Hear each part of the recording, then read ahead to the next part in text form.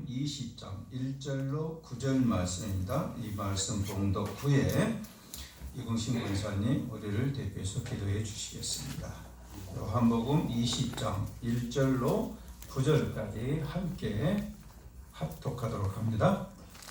안식 후 첫날 일찍이 아직 어두울 때에 막달라 마리아가 무덤에 와서 돌이 무덤에서 옮겨진 것을 보고 시몬 베드로와 예수께서 사랑하시던 그 다른 제자에게 달려가서 말하되 사람들이 주님을 무덤에서 가져다가 어디 두었는지 우리가 알지 못하겠다 하니 베드로와 그 다른 제자가 나가서 무덤으로 갈새 둘이 같이 다름질하더니 그 다른 제자가 베드로보다 더 빨리 달려가서 먼저 무덤에 이르러 구부려 세마포 놓인 것을 보았으나 들어가지는 아니하였더니 시몬 베드로는 따라와서 무덤에 들어가 보니 세마포가 놓였고 또 머리를 쌌던 수건은 세마포와 함께 놓이지 않고 딴 곳에 쌌던 대로 놓여 있더라.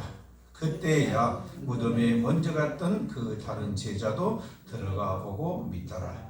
그들은 성경에 그가 죽은 자 가운데서 다시 살아나야 하리라 하신 말씀을 아직 알지 못하더라. 아멘. 오늘 주신 하나님의 말씀은 무엇입니까? 부활의 증거예요. 여러분에게 특별한 날은 언제입니까? 우리 보통 사람들은 특별한 날은 생일 그러죠. 생일이 1년에 몇 번 있나요? 한 번 있어요. 근데 그 사람에게는, 당사자에게는 참 특별한 날이에요. 그렇죠? 세상에 처음 와서 눈을 뜬 날이기 때문에 정말로 특별한 날이죠. 근데 다른 사람한테는 어떨까요? 다른 사람한테는 매일 똑같은 날이에요. 그죠? 다른 사람에게 특별한 의미가 없어요. 그래서 매일 똑같이 주어지는 그런 날이에요. 다시 말해서 시간은 어떠한 특별한 의미를 두면서 가지는 않는다라는 겁니다. 내가 없으면 이 세상이 멈춰질까요? 내가 이 세상을 떠나면 이 세상이 끝나버릴까요? 그런 일은 없어요. 왜 그럴까요? 내 앞에 많은 사람들이 죽었지만은 여전히 세상은 돌아가고 나는 살아있어요. 그죠? 그와 마찬가지 나도 죽으면은 세상은 그대로 돌아갈 것이고 다른 사람들은 나를 죽었다고 인정을 할 거예요. 이렇게 우리는 매일 똑같은 세상을 살아가고 있습니다. 그런데 이 매일 똑같은 세상이 전혀 다른 세상으로, 전혀 다른 이미지로 영적으로 다가올 때가 있어요. 우리 성경을 보게 되면은 소수의 사람들이 이 날을 보았던 것을 기록이 되어 있어요. 자, 여러분, 영적으로 정말 이 세상이 특별한 날인 것을, 그 날인 것을 인식하고 봤던 사람이 누가 있을까요? 제일 먼저 누가 있을까요? 아담이겠죠. 첫 창조에서 하나님이 만드신 세상을 처음 보았을 때 그 신비로, 그렇겠죠? 죄가 없었던 그 날 얼마나 좋았겠어요. 두 번째는 누가 있을까요? 이제 아담과는 정반대죠. 노아를 보게 되면요, 세상이 다 물로 홍수로 다 심판을 받았어요. 그래서 기식 있는 것은 방주에 담겨진 것 외에는 다 죽었어요. 노아도 바다에 떠 있다가 비가 그치고 이제 묻이 드러나자 처음으로 배를 대고 그리고 육지에 내렸어요. 그때 노아가 본 세상은 어떨까요? 지금까지 보았던 세상과는 완전히 다른 그런 세상을 보게 될 겁니다. 그래서 노아는 그 완전한 세상, 새로운 세상을 보고 나서 가장 먼저 했던 것이 무엇이라고 기록이 되어 있나요? 예배였어요. 제사를. 그리고 세 번째로 누가 있을까요? 오늘 본문에 나오는 막달라 마리아예요. 예수님에 대한 그 열정, 그리고 예수님에 대한 특별한 사랑, 그러한 것들이 새벽에 가장 먼저 예수님의 무덤으로 달리게 하는 일이 됐어요. 그 막달라 마리아가 무덤에 갔을 때 무덤에 예수님이 계시지를 않았어요. 그리고 거기서 막달라는 누구를 보게 됩니까? 부활하신 예수 그리스도를 보게 돼요. 아직까지 한 번도 완벽하게 죽은 이후로 사흘 만에 다시 살아난 일은 인간 역사상 한 번도 없습니다. 그런데 막달라 마리아는 그 영광스러운 자리에서 예수님을 보게 돼요. 다시 사신 예수님. 그가 예수님의 음성을 듣고 가서 제자들에게 알리라고 했을 때 그때 제자들에게 달려가던 그 마리아는 어떤 마음이었을까요? 그리고 동이 터서 세상을 바라볼 때 마리아는 그 세상이 어떻게 보였을까요? 지금까지 육신의 눈으로 보았던 그 세상이 이제 뭘로 보일까요? 영적으로 보이기 시작한 거예요. 믿음의 눈으로 바라보는 그러한 사건이 일어난 겁니다. 고 송명희 시인 여러분 아시죠? 그 시인이 작사한 찬양이 뭐가 있어요? 나 가진 재물 없으나. 우리 많이 불렀죠.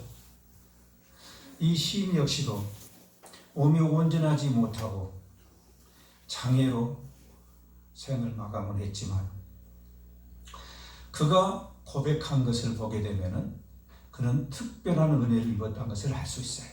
그 가사 중에 뭐라고 고백합니까? 나 남이 못 본 것을 보았고, 남이 보지 못한 것을 보았다는 소리예요. 또 나 남이 듣지 못한 음성 들었고. 이 음성은 누구 음성을 말씀하겠어요? 그렇죠, 하나님 음성이죠. 남들은 하나님을 보지도 못하고 하나님을 음성을 듣지도 못했어요. 그리고 하나님의 사랑을 마음껏 받지도 못했어요. 그런데 나는 받았다는 거예요. 그런데 우리가 세상의 눈으로 보면 뭐예요? 제일 불행한 사람. 제일 불행한 사람. 그런데 그 사람은 자기가 가장 사랑을 많이 받았다고 고백을 합니다. 그리고 뭐라고 합니까? 나 남이 모르는 것 깨달았네 그랬어요. 이제까지 우리 모두는 육신의 눈으로 세상을 바라보면서 육신의 생각으로 살아갑니다. 그런데 영으로 깨어나게 되니까 전혀 다른 세상이 펼쳐지는 거예요. 그래서 이 고 송명희 시인과 같은 그런 극심한 장애인도 오히려 하나님께 받은 사랑이 너무너무 크다고 찬양을 하고 있어요. 일반적인 사람으로서는 도저히 이해가 되지 않는 그런 사건입니다. 여러분, 부활, 그 부활을 믿는 사람이 어떤 사람들일까요? 일반적으로 정상적인 사람들이라면 결코 부활을 믿지 못합니다. 왜요? 부활의 사건은 너무나 자연의 법칙을 위배된 것이기 때문에 그래요. 그리고 한 번도 그랬다는 소리를 들어보지도 못하고 보지도 못했기 때문에 더구나 그렇습니다. 다시 말씀드려서 자기의 자신의 지식이나 경험이나 생각을 통해서 보았을 때 도저히 그 일은 일어날 수가 없다라는 확실한 믿음이 있기 때문에 그래요. 그래서 부활을 믿지를 못해요. 그런데 오늘 성경에서는 그 부활을 증거하시는 말씀을 우리에게 주십니다. 일반적인 사람들이라면 함정이지 않기 때문에 믿을 수가 없어요. 어떻게 죽은 사람이 3일 만에 다시 살아날 수가 있느냐. 물론 병원에서 사망 판단을 받았다가 다시 살아난 예는 있습니다. 그러나 여러분, 십자가에 매달리고 창으로 옆구리를 찔러가지고 물과 피를 다 쏟아낸 사람이 다시 살아났다는 거 보셨나요? 그런 증언 들어보셨나요? 한 번도 없어요. 그런데 성경에서는 그러한 부활이 실제 사건이었다는 것을 우리에게 알려주시고 우리에게 믿음을 주십니다. 그 사건이 바로 오늘 기록된 사건입니다. 이 사건들을 보시면서 여러분 부활의 믿음이 여러분에게도 함께 하시길 주님 이름으로 축원합니다. 자, 8절 말씀 보겠습니다. 그때야 무덤에 먼저 갔던 그 다른 제자도 들어가 보고 믿더라. 자, 막달라 마리아가 무덤이 빈 것을 보고 제자들에게 달려가서 이야기를 합니다. 큰일 났다. 뭐가 없어졌다? 무덤이 열리고 예수님이 없어졌다. 시신이 사라져버렸다. 그 소리 듣고 제자들이 깜짝 놀라서 일어나서 뛰어 달리는데 가장 먼저 달린 사람이 누구였어요? 누구?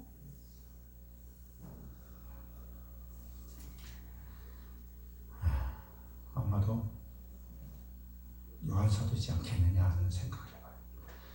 그리고 달려간 사람이 누구요? 베드로였어요.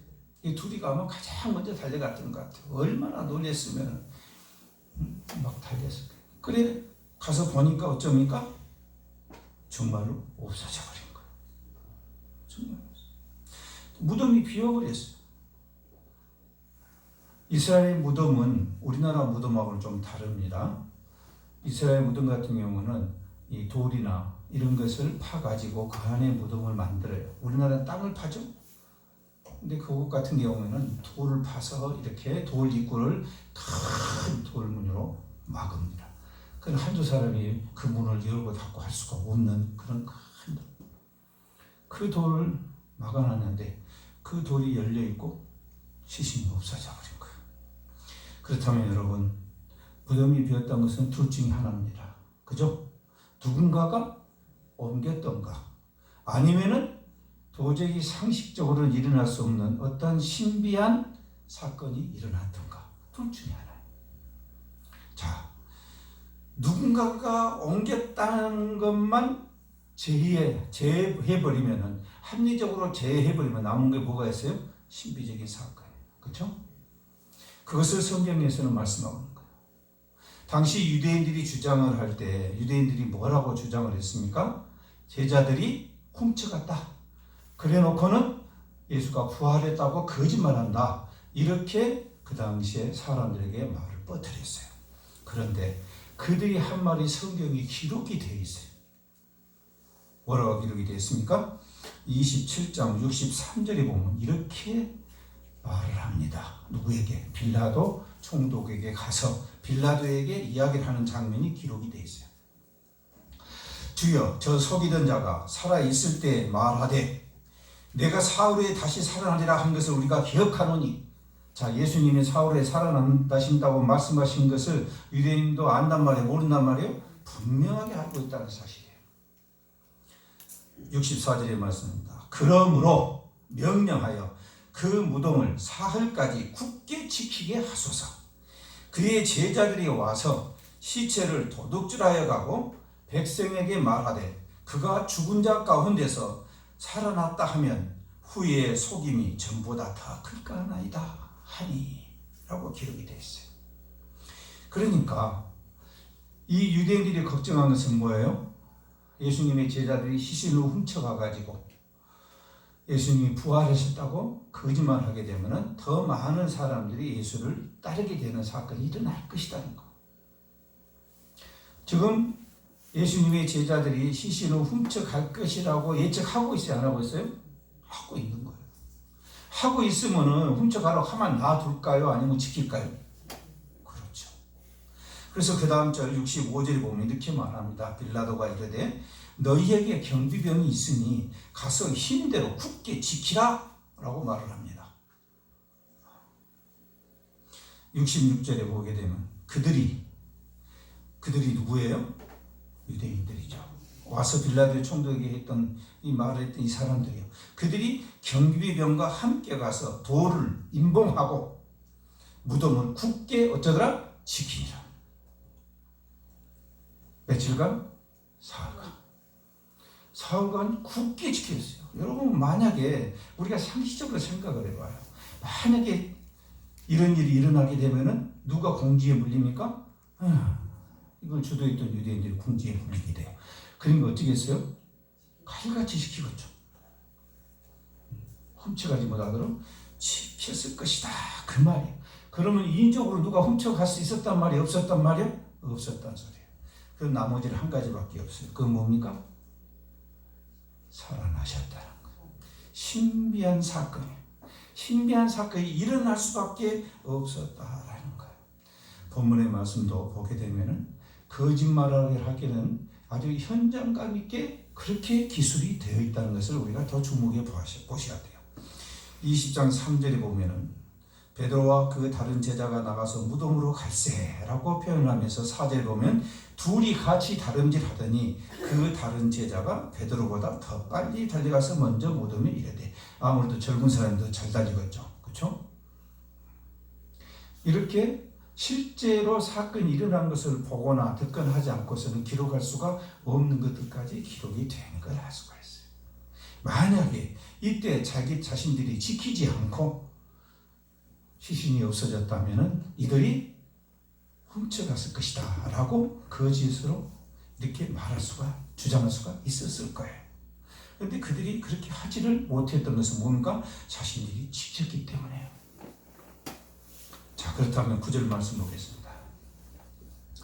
그들은 성경에 그가 죽은 자 가운데서 다시 살아나야 하리라 하신 말씀은 아직은 알지 못하더라 그랬어요. 다시 살아나야 할 것이라고 예수님께서 이미 말씀을 하셨고 구약의 성경에서도 예언을 하셨어요. 다시 말씀해서 부활을 하신다는 거예요. 여러분, 시신이 없어졌어요.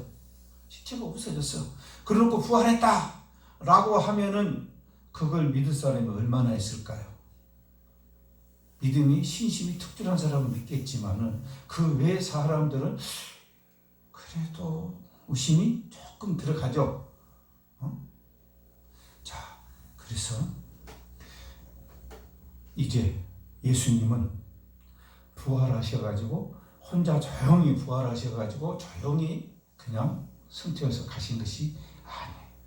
40일 동안 이 땅에 계시면서 많은 사람들을 만나십니다. 그리고 만나고 어쩝니까? 그들을 만나고 끝나는 것이 아니라 그들과 대화를 해요.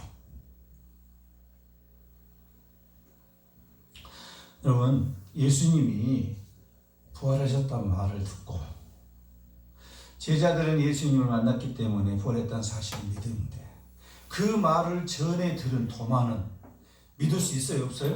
믿을 수가 없어요. 여러분이 만약에 그 자리에 있고 도마라고 생각을 해봐요. 믿으시고요? 믿고는 싶지만은 믿을 수가 없는 사건이에요. 그럴 수 없는 사건이에요. 그래서 도마도 당연히 의심을 해요. 요한복음 20장 25절에서 말씀합니다. 도마가 이르되 내가 그의 손에 못자국을 보며 내가 못자국을 봐야 되겠다는 거예요. 예수님이 아닌지 못자국을 보고 그 다음에 뭐라고 말합니까? 내 손가락을 내 손으로 뭐한다? 그 못자국에 넣어보고 그 옆구리에다가 창을 찔른 옆구리에다가 넣어봐야 내가 믿겠다. 여러분, 도마가 의심이 많은 사람입니까? 정상적인 사람이에요. 그죠? 우리라도 당연히 이 사건은, 이 부활의 사건은 더 있을 수 있어요? 없어요? 있을 수 없는 사건이에요. 그냥 우연히 일어날 수 있는 그런 기적이라고 하기에는 너무너무나 어마어마한 사건이에요. 그래서 지극히 당연히 의심할 수밖에 없습니다. 다른 제자들도 처음에 마리아가 보았다고 했을 때 믿었어요? 안 믿었어요? 안 믿었어요. 다 의심했어요. 다른 제자들도 도마와 똑같았어요. 어떻게 그걸 믿겠어요? 여러분 같으면 믿겠어요? 아무리 예수님이 그 전에 내가 죽은 다음에 사흘에 살아나겠다 그 말씀을 하셨다 하더라도 그 말씀 믿을 수 있겠냐고요. 그 오늘 기록된 말씀을 보게 되면 제자들이 예수님의 말씀을 완전히 이해했다 못했다? 못했다는 거예요. 못했기 때문에 예수님이 부활한다는 사실 자체를 생각조차도 못했다고 기록이 되어 있는 거예요. 자, 예수님께서 나타나셔서 20장 20절에 보게 되면 주님이 말씀하시죠? 손과 옆구리를 보이시니 제자들이 주를 보고 기뻐하더라. 그때서야 믿었다 그 말이에요. 못자국과 창으로 찔린 옆구리를 보여주시니까 그때서야 그를 보고 아 주님이구나, 부활이 진짜 부활이구나 라고 깨달으면서 기뻐했다 라고 말씀. 그래서 예수님께서 한 말씀 하시죠. 너는 나를 본고로 믿느냐? 보지 못하고 믿는 자들은 복되도다 하시니라. 왜 그러셨을까요?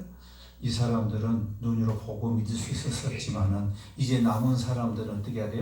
듣고 믿어야 돼요. 그죠? 보지 못하고 듣고 믿어야 돼. 그렇기 때문에 어쩌니까 더 큰 믿음이 필요하게 돼요. 오늘날 저와 여러분도 마찬가지예요. 이들보다 더한 믿음이 우리에게 있어야만이 이 부활이 우리에게 정말로 믿어진다라는 겁니다. 성경에 기록된 것은 예수님이 부활하셔서 많은 사람들하고 교제를 했던 것을 기록을 되어 있어요. 특히 누가 기록이 되어 있습니까? 엠마오로 가는 두 제자들이었어요. 그 두 제자들이 예수님과 동행하면서도 예수님이 누군지를 알아보지를 못했어요. 나중에 호련히 예수님이 사라져버리니까, 눈앞에서 싹 사라져버리니까 그때서야 깜짝 놀란 거예요. 뭐야 이거? 이게 뭐야? 사람이 갑자기 앞에서 없어져 버린 거예요. 그때 그들이 눈에 탁 스치면서 깨달은 게 뭐였어요? 아, 아까 그분이 성경 말씀을 풀어주실 때 가슴이 뜨겁지 아니하더냐. 그때서 그가 예수님인 것을 그때 알아. 깨달아. 그러고 나서 어쩝니까? 그들이 가던 걸음을 돌이켜서 다시 돌아옵니다. 그리고 고린도전서 15장 5절에 보게 되면은 보여진 사람들을 기록을 하고 있어요. 고린도전서 15장 5절에 보면 누구한테 보이셨다고 그랬어요? 게바, 베드로입니다. 게바에게 보이시고 후에 12제자에게 다 보이셨다는 거예요. 그 후에 500의 형제에게 일시에 보이셨나니 500명이나 되는 형제들 앞에서 나타나셔서 다 복귀하셨다고 말이에요. 그러면 성경에는 사도들이 순교하면서 복음을 전파한 것만 기록이 되어 있지만은 실상은 그러겠어요? 안 그러겠어요? 안 그렇겠죠. 그 500의 문도들이 500의 그 성도들이 보고 그대로 끝나지 않았을 가능성이 더 많아요. 왜요? 부활을 받잖아요. 그런 사람들이 육신에 계속 묶여 있을 수 있을까요? 절대 그렇게 못해요. 영적으로 이미 깨달음을 보았는데, 부활하신 예수님을 보았는데 육신의 일을 하고 있을 수 있겠느냐 그 말이에요. 그래서 이들이 많은 사람들이 로마로 가고 여러 곳으로 흩어져 가지고 신앙생활을 했던 거예요. 그래서 바울 사도가 전도 여행을 다녔을 때 그들과 큰 도움을 갖게 되고 그들의 눈에 보이지 않는 그러한 도움을 받는 것을 우리가 알 수가 있었습니다. 보이기만 하면은 헛것봤다 할 수 있어요. 그죠? 그러나 그와 대화를 하고 그와 음식도 같이 먹고, 여러분 그것은 그냥 단순히 환상이 아니라는 것을 확실하게 증거를 하죠. 그 다음 제자들의 행동입니다. 이게 중요한 것은 그 다음에 제자들의 행동. 제자들이 정말 부활하신 예수님을 보았다면, 그리고 그분을 만나고 그분의 말씀을 들었다면, 예수님께서 40여일 동안 이 세상에 계시면서 하나님 나라에 대해서 가르쳤다고 말씀하셨어요. 성경에 기록되어 있지는 않지만 아마도 그 안에는 천국이나 모든 이런 것들을 다 말씀하셨을 거예요. 그걸 들은 제자들이 가만히 있었겠느냐라는 것은 우리가 상상할 수가 없어요. 그들은 분명하게 부활에 대한 소망을 가지고 있었을 거예요. 그리고 하나님 나라, 그 나라에 대한 확신 또한 가졌을 거예요. 그런 사람들이 육신의 일만 하고 있었겠느냐라는 거예요. 또 예수님께서는 승천하시기 전에 제자들에게 명령을 하십니다. 뭐라고 말씀하십니까? 복음을 전파하고 이 사건의 증인이 되라고 말씀하셨어요. 없는 것을 가서 말하라는 게 아니에요. 너희들이 보고 들은 것을 가서 그대로 가서 전하라는 거예요. 이게 복음이에요. 상상하는 게 아니고 있었던 일, 보았던 일, 그것들을 그들의 많은 사람들에게 가서 전하라는 것이 예수님의 명령이었어요. 그렇기 때문에 그들의 행동을 보게 되면은 죽음까지도 두려워하지 않고 많은 사람들이 숭배하면서까지도 끝까지 믿음을 지켰다는 것은 무엇 의미를 하겠어요? 여러분, 아무런 득이 없는데 우리 사람이라는 것은 자기를 유익하게 하는 것이 본능이에요. 그런데 그럼에도 불구하고 우리 인간적인 세상적으로 봤을 때 가장 어리석은, 하고 싶지 않는 그런 방향과 그런 일들을 했다는 것은 뭘 의미하겠느냐 그 말이에요. 그것은 바로 부활하신 예수님을 보고 영적으로 깨뜨려졌기 때문에 그래요. 그래서 정말로 우리에게 무엇가 소중하고 무엇을 우리가 발휘하는가를 깨달아 버렸어요. 영적으로 깨달음을 얻어버린 거예요. 그러니까 더 이상 세상에 국한되지 아니하고 죽음을 두렵지 않고 복음을 증거한 겁니다. 그래서 히브리서 11장 38절에서는 이런 사람들을 이야기합니다. 뭐라고 합니까? 이런 사람은 세상에 감당하지 못하느니라. 아무리 환난과 핍박과 학대를 하더라도 죽일지라도 그 사람도 어찌할 수가 없다는 거예요. 감당을 할 수가 없다는 거예요. 왜요? 이미 이들은 믿음으로 확신을 갖고 있기 때문입니다. 이들은 세상을 두려워하지 않고 사람을 두려워하지 않고 다만 하나님만 두려워하며 하나님을 의식하는 사람들이에요. 왜요? 그들은 이미 부활한 예수님을 보았고 부활하신 예수님으로부터 하나님 나라에 대해서 그 비밀에서 다 들어버렸어요.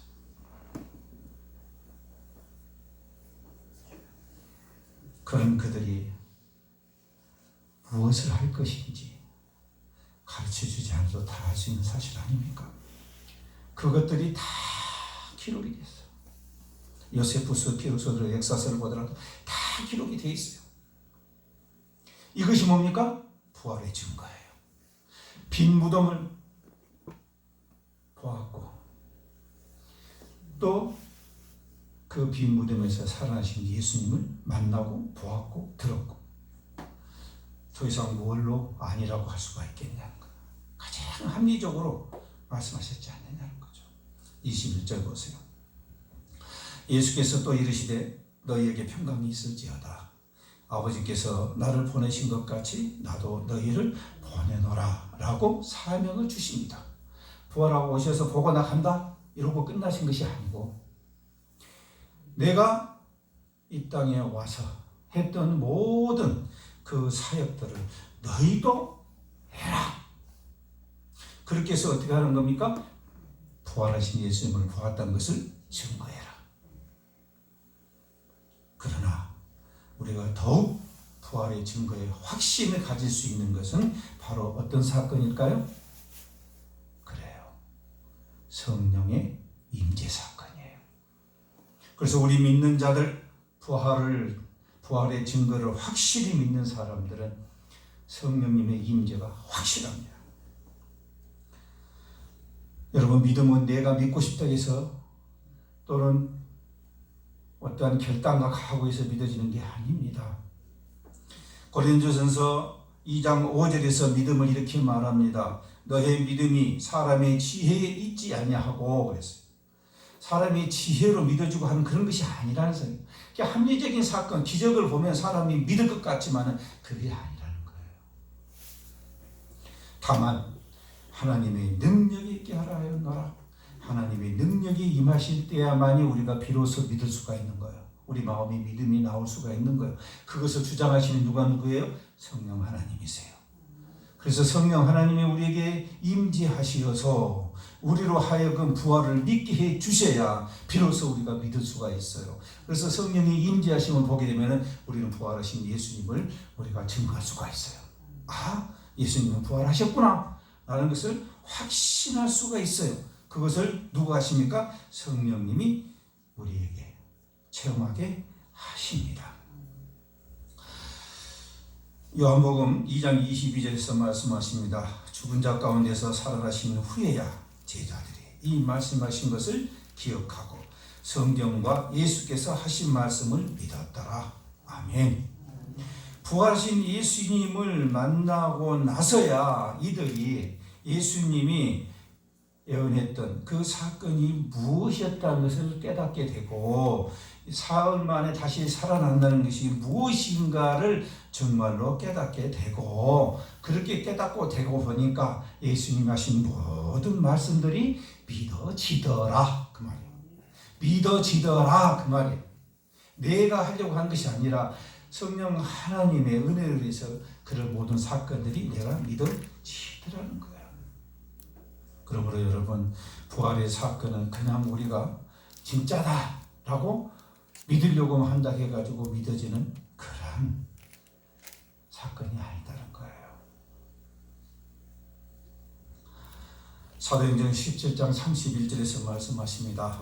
이는 정하신 사람으로 하여금 천하를 공의로 심판하는 날을 작정하시고 이에 그를 죽은 자 가운데서 다시 살리신 것으로 모든 사람에게 믿을 만한 증거를 주셨음이라 하리라. 아멘. 모든 사람에게 믿을 수 있도록 그 증거를 주셨던 게 뭐예요? 부활이라는 거예요. 그래서 예수님께서 부활이라는 사건을 통해서 우리로 하여금 죽은 것이 죽음이 끝이 아니라는 것을 우리에게 말씀하고 계시는 겁니다. 유대인들은 지속적으로 예수님이 공생애 동안에 메시아인 것을 증거하라고 했어요. 표적을 보이라고 했어요. 그런 기적을 보이라고 했어요. 하나님께서 모세에게 만나를 허락하셔서 40여 년 동안 그 몇백만 명의 유대인들을 모두 먹여주셨던 것처럼 그런 기가 막힌 기적을 예수님도 해주라고 했어요. 그러나 예수님께서는 그들에게 말씀하셨습니다. 요나야 증거밖에 없느니라.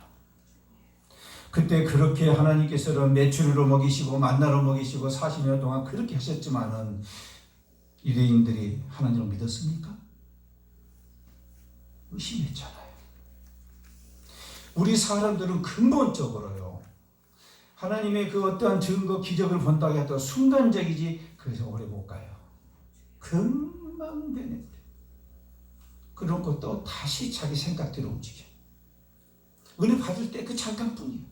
그래서 예수님께서는 더 이상 너희들에게는 증거를 보여주어서는 너희가 믿음을 낼 수가 없다. 마지막 증거가 뭐라고요? 부활이다. 요나의 증거밖에 없느니라. 그래서 우리 예수님은 부활하셔서 우리에게 믿음을 허락하신 거예요. 여러분 인생을 살아가면서 인생의 의미를 어디에 두고 계십니까? 무엇을 이루려고 하십니까? 여러분이 마지막으로 가고자 하는 그 목적지가 어디입니까? 사람의 최종 목적지가 어디냐는 거예요. 어디입니까? 우리야 육신의 눈으로 보면 어디예요? 그렇죠. 저 무덤이잖아요. 우리 사람은 살기 위해서 이 땅에서 열심히 살아간 것이 아니고 결국은 죽기 위해서 무덤을 가기 전까지 열심히 일한 것뿐이에요. 결국은 죽어요. 죽기 위해서 우리는 살아갈 수밖에 없어요. 그게 죄의 싹이에요. 죄의 값이요. 그러나 예수님께서는 요한복음 11장 25절에서 말씀하십니다. 나는 부활이요 생명이니 나를 믿는 자는 죽어도 살겠고 무릇 살아서 나를 믿는 자는 영원히 죽지 않으리니 이것을 네가 믿느냐. 아멘. 주님께서는 이 세상의 끝이 아니고 영생이 있다고 말씀하십니다. 우리 죽음 위에 정말 우리 본향이 있다고 말씀하십니다. 그래서 그곳에 우리 모두가 가야 되는데 어떤 사람은 음부로 어떤 사람은 낙원으로 가게 된다는 사건이에요. 그래서 주님께서는 우리 모두가 낙원으로 갈 수 있기를 그걸 원하신다는 거예요.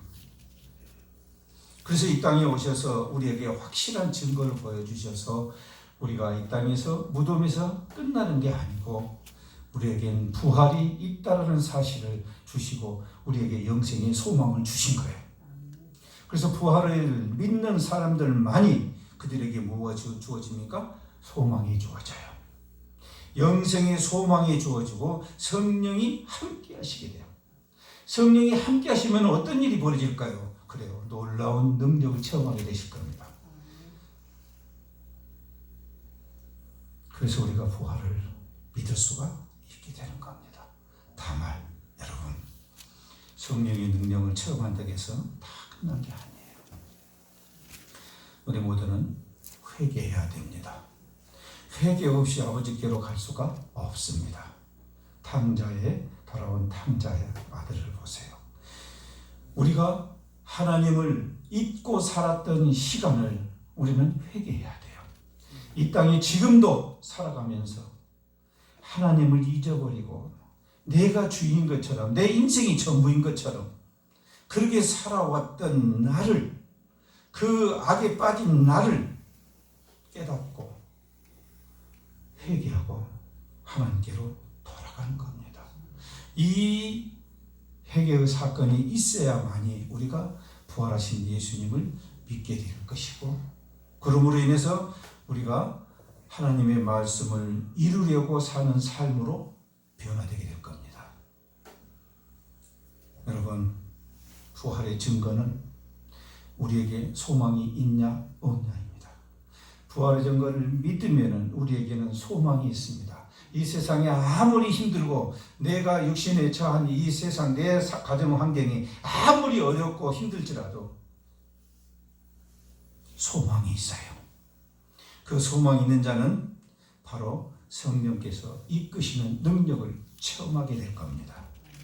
이 체험으로 인해서 육신의 눈이 아니라 영적인 눈으로 세상을 바라보게 될 겁니다. 그들에게도 날은 다 똑같은 날입니다. 우리 모두에게 다 똑같은 날이에요. 그러나 어떤 사람은 영의 날로 새로운 세상을 살아갈 것이고, 어떤 사람은 육의 날로 그저 그런 세상으로 살아갈 겁니다. 여러분 어떻게 살아가기를 원하십니까? 그것은 바로 지금 이 시간 우리가 하나님을 믿고 하나님께로 돌아가는 일밖에 없습니다. 주님은 우리를 돌이키게 하기 위해서 이 땅에 오셔서 십자가에 죽으시고, 그리고 부활을 통해서 우리에게 확실한 증거를 보여주셨습니다.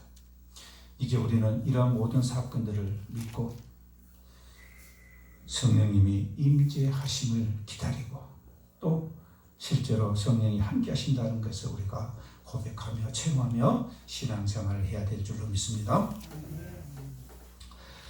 거룩하신 아버지 하나님, 오늘도 부활하신 우리 주님을 뵙게 해주심을 감사합니다. 주님의 크신 은혜로 우리가 이 땅에서 소망을 갖게 되었사오니 우리의 마지막 소망은 영생이라고 말씀하셨습니다. 우리의 경우의 공의의 결국은 하늘의 나라에 있다고 말씀하셨사오니 주여, 우리에게는 우리의 본향이 있음을 분명히 믿습니다. 세상의 끝이 끝이 아니고 우리에게는 영의 새로운 삶이 우리를 기다리고 있다는 사실을 항상 기억하게 하시고, 이제 우리가 주님 만났을 때 부끄러워하지 않는 그러한 자녀들이 되게 하여 주옵소서. 짧은 시간이라 할지라도 주님을 사모하고 주님의 일을 할 수 있는 그런 저희들 되게 하여 주옵시기를 원하옵니다. 성령 하나님, 우리를 긍휼히 여기시옵고 더욱더 강권하시어서 주장하여 주시옵소서. 인도하여 주시옵소서. 예수님 이름으로 기도하옵나이다. 아멘. 이제는 우리 주 예수 그리스도의 은혜와 아버지 하나님의 극진하신 사랑하심과 성령님의 감동함과 교제 교통하심이 이제 부활하신 예수님을 믿고 우리에게 영생의 소망이 있다는 사실을 믿고, 그리고 이 세상을 우리가 희망차게 열심히 살아가고자 주님의 은혜를 구하는 주님의 귀한 자녀들 머리 위에 지금으로부터 영원토록 함께 있을지어다. 아멘.